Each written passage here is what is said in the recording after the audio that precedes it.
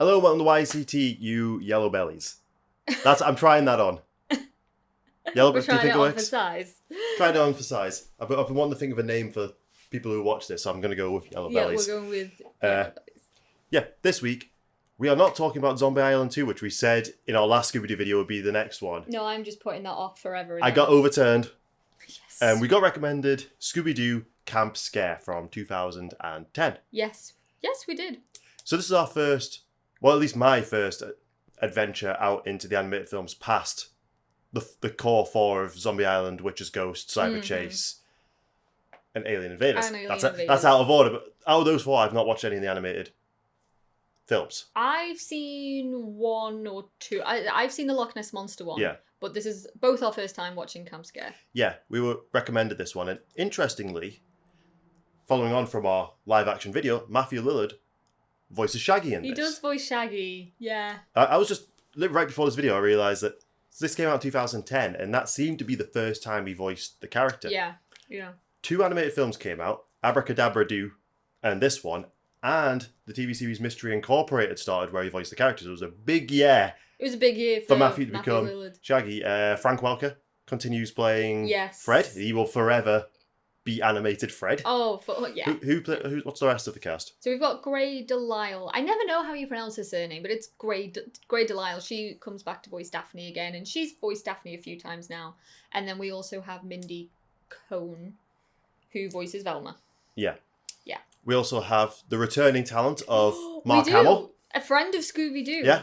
I last saw him in Zombie Island. I think you said he's in Witch's Ghost as well. He is in Witch. Yeah, he voices the character Lester in Alien Invaders, and interestingly, his character is actually quite similar in this film too. It's a Lester-like he plays character. 2 roles in this one. Yes, he does. Yeah, he does. Which I didn't realise. Camp Scare is basically Scooby Doo's version of Friday the 13th. It's a summer camp slasher. It is. Yeah. Fred is taking the gang to be camp counselors at the camp where he spent a lot of his childhood. So we kind of get a little bit of origin. Rather than going in on that being part of the plot, it is the origin story for Fred and why he get. It seems that that's where his ascot or his neckerchief. I don't know if it's an ascot anymore. We don't. The little neckerchief that he wears now seems to be what they wear. Or his leadership stuff, the traps. That seems to come from his childhood at this camp, which is in Little Moose Camp, which is the inferior camp to Big Moose Camp, which is their competitors. Yeah, we're Camp Little Moose, guys. Camp Little Moose. And at this camp, when they get there, the campfire stories turn real. Yeah. And that's how we begin the film. That's how we begin the film. This heavily reminded me of an early 80s slasher film in particular. What was it called? Madman. I kept thinking it was Maniac, but that's a completely different film. No, that is literally about an axe-wielding maniac who comes to life because they tell the story around the campfire. The tale of a campfire, Madman. That is... Yeah. But yeah, so it's very Madman. It's very Friday the 13th. It is. It's a lot of fun. It's a lot of fun, but I think in keeping with the the summer camp slasher vibes, this film is also just a little bit more risque than we've seen in previous animated feature Scooby films. I actually felt like there was threat in this one when the woodsman comes for them. There is and when you find out the reasoning behind what's going on, it's like I could see these people killing. The stakes are high. The stakes feel higher. Again, I know this is not the video, but Cyber Chase, that was a big kind of flaw for us because we didn't necessarily feel like the stakes were too high, and we didn't necessarily feel like the motive for the bad guy was strong enough in comparison to some of the other films, and we see a return to that here. So but that's on the note cool. of it being slightly risque. Who was this movie made for?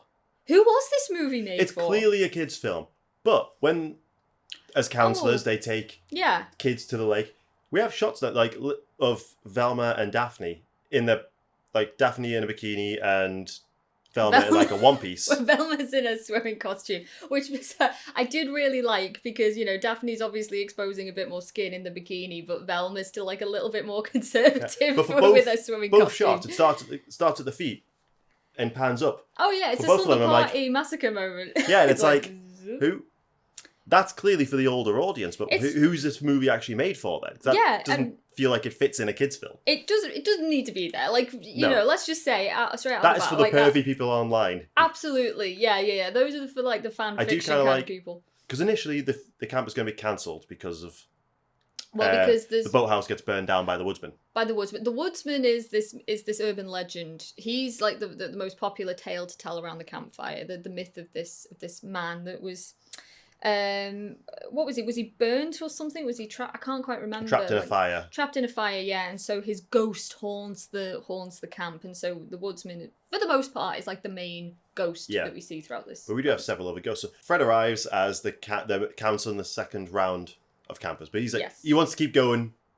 Yes. Anyway, and there's only 3 kids that have turned up, which are kind of like obviously you have a young lad who's obviously a mirror of Fred. We have a mirror of Velma, and we have like a cowardly one who's basically a mirror of Scooby and Shaggy. We get Luke, who is the Fred wannabe, you know, that camp kid that's just good at everything. Deacon, he's the asthmatic kid. He's also a little bit overweight. He doesn't really want to take part in anything sporty. And he's very cowardly. And we also get Trudy, who's kind of like the emo girl who doesn't want to be at camp either, but whose parents have sent her there. Because... Who's very much more into computers. Basically, she's like what Velma would be like today. Yeah. Or maybe in 2010. Yeah, she emo would. Was very... Velma would totally be a bit of an emo girl. Yeah, she absolutely would be. Yeah. But yeah, I really enjoyed this film. I thought the plot was actually really good. It is. And cause we rewatched it this morning. We did, yeah. This time, I feel like the villain's more obvious, but we didn't get it the first time. No, we did. That actually really took us by surprise. A lot of red herrings, and the Friday the 13th thing that I really like. There's 2 moments in it that, I was like Friday the 13th. It's Mark Hamill's first character, who's basically the crazy Lester, is that the character? Lester's from Lester's from Alien Invaders, but Crazy Ralph. He plays the Crazy Ralph character from Friday the 13th. Yeah, He's obviously a bit of a red herring. Yeah. Then later on, so they knock the woodsman out of a tower. Yeah. And he's on the floor.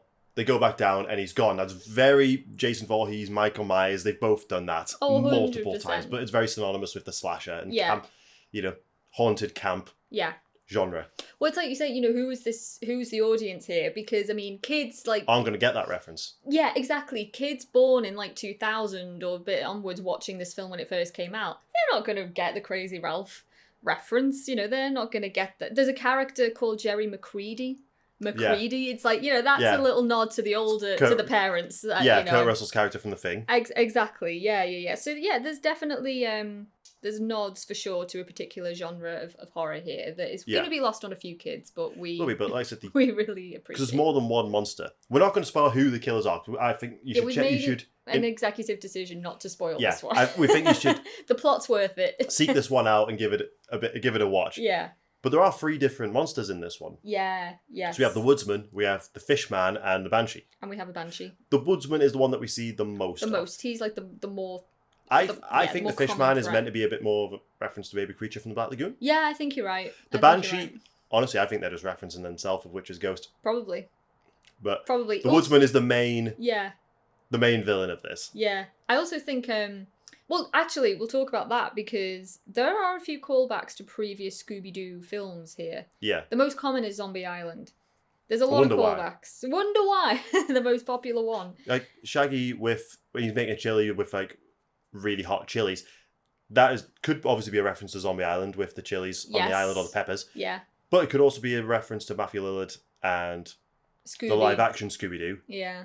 Oh, at the end in the credits. Yeah, because they eat the jars of. They challenge themselves, don't they, to do it? We get the phrase "get out," which is scraped onto a lot of the councillors' huts as a threat to the gang. And if you look at it, if you're like us and you know your Scooby Doo, go back to Zombie Island. It's the same font and everything. Yeah, in the kitchen scene where Moonscar scrapes "get out" on the wall. It's exactly the same font. It is literally exactly the same. So I don't know if we were meant to get that, but if one line I really like, it's there from Shaggy. He's like, "The woodsman, not the woodsman," and Scooby's like, "Who's the woodsman?" It's like, "I don't know, and I don't want to. I don't know. I don't want to find out." Don't let the sound of it. And it's like that is. It's them. It's those guys Shaggy. all over. I would say to me, this is more of a Fred movie than anything else, though. Well, look, we get the return of Dorky Fred in this, and we love Dorky Fred. We love Dorky Fred. We are big fans of Dorky Fred. This movie must have came out around the same time as Mystery Incorporated, which The DVD we got has the first episode of Mystery Incorporated, so we Yeah, watched yeah, that we as actually well. watched that. It was a little treat. That was like Didn't think I was going to like it. I didn't have any interest in watching a new series,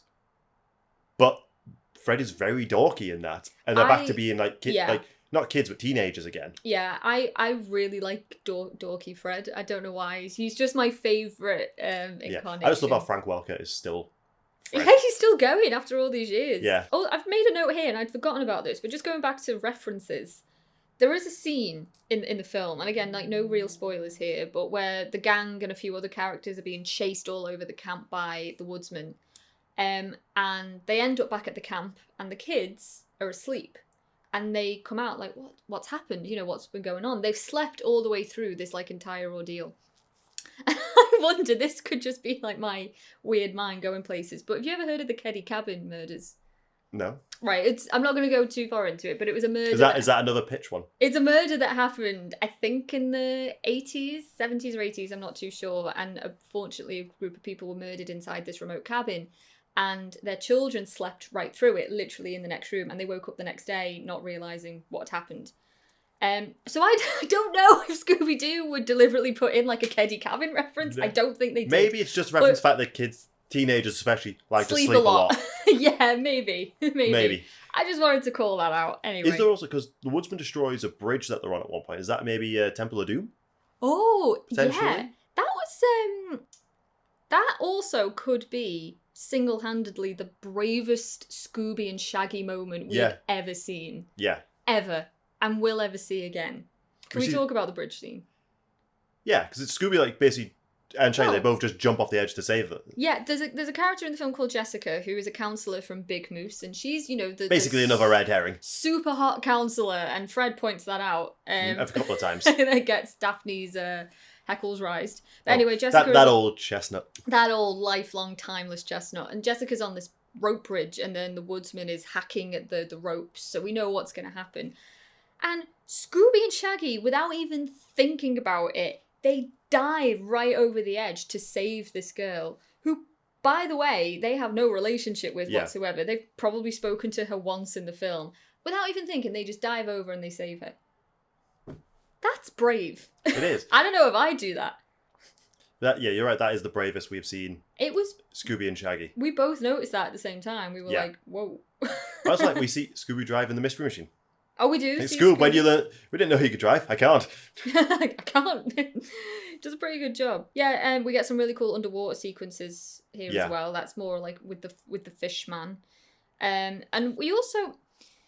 So Daphne in this film, Daphne we all know has a bit of a strange evolution throughout the films. I love her in Zombie Island, but she does have a few brave moments in this as well. So there's a scene where they're underwater and Fred is being attacked by the fishman.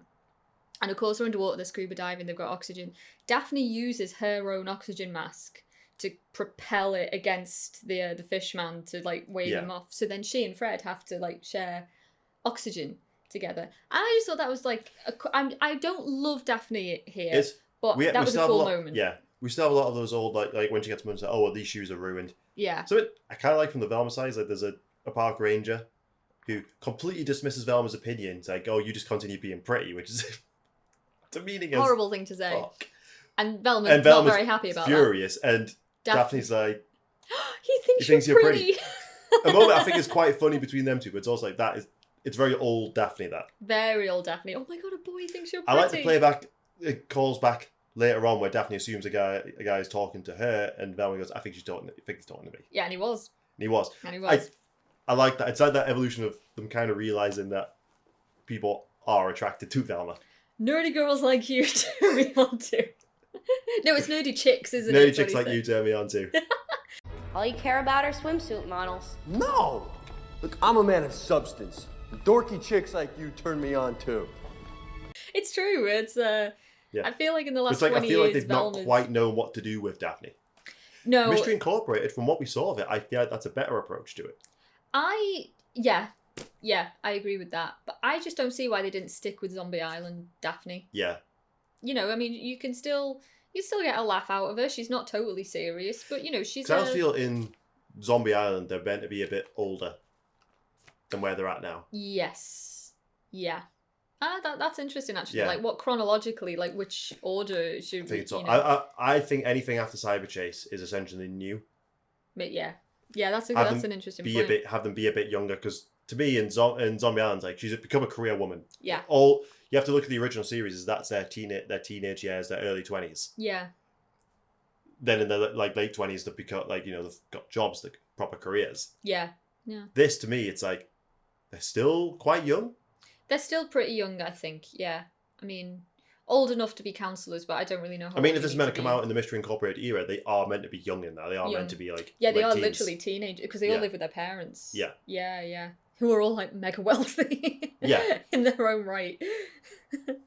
Yeah, yeah. And yeah, going back to what you were saying before about sense of peril, do you get the impression that the woodsman is just willing to straight up kill I think the gang if knowing- needs be? knowing who the bad guy is and the past of that bad guy, yeah. I don't think he'd go as far as to kill kids. No. Like, But, the young kids. The adults but are fair game. The adults are probably fair game, yeah. Because he charges after them with an axe. There are a couple of close calls. Yeah. Um, There he hacks some of their buildings to pieces. He hacks the buildings to pieces. We were saying about the rope bridge. He is hacking away at those ropes. He does not care if this counsellor falls to her death. It's also, there's very few, at least from what I've seen, very few Scooby-Doo villains tend to carry weapons. Yeah. Yeah. Oh, yeah. Yeah, it's usually you're swinging at them with like arms, like maybe like Minor 49 will have like a pickaxe or something, but usually they don't have weapons. They don't have weapons. So That's a good point. that raises the threat already. Yeah, and it's... That's only just came to me there. Yeah, that's Because the ones real that I'm axe as running, well. I'm running through them in my head. I'm trying to find. There's not that many that have weapons. No, A that's couple true. have teeth. Yeah. So that automatically creates more of a sense of Adds peril. more of a threat. And also, you know, going back to slashers, all the classics will have a weapon. Yeah. Jason's got his machete, Michael Myers has got Madman his knife. has his axe. He's got his axe. Jason's been known to use an axe as well. Oh, he has been known. He's been known to just use a good old sleeping bag sometimes too. Yeah. If Been known to take an axe to the head. you know, he's a very resourceful guy. Yeah.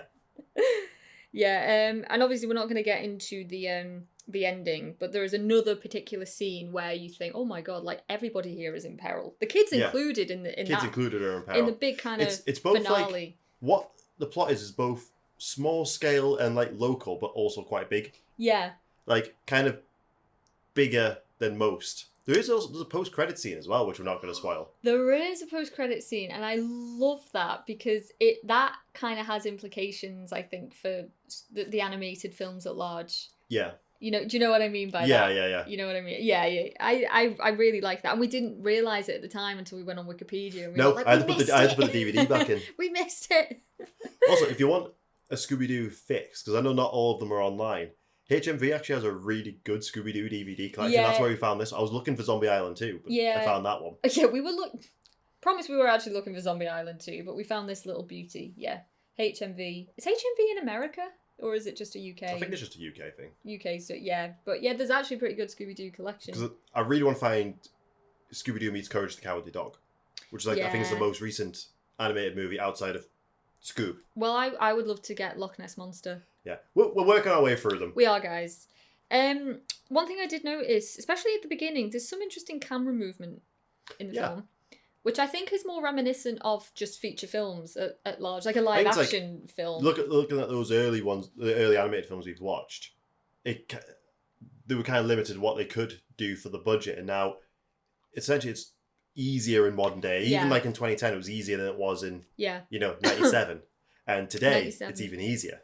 there's Because this has a weird look about it. It's like it's almost like a painted background, like digitally painted background, and the animated characters never quite match the background. It's an interesting style choice. I don't mind it, and the thick lines. Yes. Yeah. I don't mind. I don't mind it. Yeah. It was just it took a little while to get used to. to get used to.